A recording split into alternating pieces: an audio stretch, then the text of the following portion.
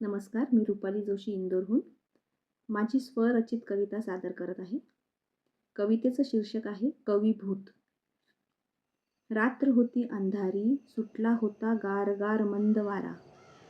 जास्त नव्हते वाजले अजून, वाजले होते फक्त 12. रस्त्याने मी जाताना कोणा एका माणसाने मजला थांबवले. नव्हते पाय सुलटे त्या इसमाचे, ते पाहून मी भांबावले.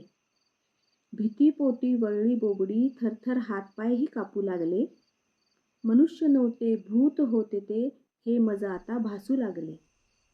काय हवंय, अडवले का तू, मला सांग हे तू पहिले. कापऱ्या आवाजातच त्याला हिमतीने मी विचारले. स्मित आणून चेहऱ्यावर ते भूत माझ्याशी आता बोलू लागले. रोजच अडवतो कुणा एकाला, मी कविता माझी ऐकवतो. काव्य संमेलन नसतं ना आमचं, म्हणून रस्त्यामध्ये थांबवतो. कवी आहे मी हाडामासांचा, कविता करतो, दर्दींना मग आळवतो. नाही जास्त पण एक तरी कविता ऐकावी असे मी विनवतो. काही ऐकतात, काही घाबरून नकोच कविता असे म्हणतात. नाही म्हटलं कुणी कवितेला की खूप मग मी रागवतो. असेच जीवित असताना व्हायचे ते आठवून त्रागा करतो. चांगली माणसं ऐकून कविता वा वा करून चालू पडतात. नकोय कविता म्हणणारे मग माझ्या गर्वी झपाटतात. मीही झाले गुपचूप त्याची श्रोता एका कवितेचे.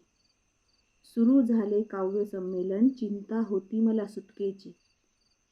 तशी बरी होती कविता, मी वावाही केले. राहवले नाही मला म्हणून मग आवाहन त्याला केले. असं अडवणं, आग्रह करणं, ऐकवणं कविता साऱ्यांना. मला वाटते असे, भूता म्हणूनच देव तुला मुक्ती देईना. कविता करणे नाही वाईट, पण बळजबरीने ऐकवतोस. त्यापेक्षा तू लिहून ठेवती असे करायला कोण नको म्हणतो. पटले त्याला. लिहीन म्हणाला, ठेवीन इथल्या पारावरती. करशील मदत तू छापून घ्यायला माझी, मग पसरेल ना कीर्ती. दिले वचन अन दुसऱ्या दिवशी सापडली पारावर एक वही त्याची मला. छापून आल्या त्याच्या कविता, तो ना कुणा दिसला मग मुक्त झाला. कलाकाराला नको मानधन, नको गाडी घोडे आणि संपत्ती. तुमच्या कौतुकाचे असतात भुकेले, ते खऱ्या कलाकाराची हीच वृत्ती, खऱ्या कलाकाराची हीच वृत्ती. धन्यवाद.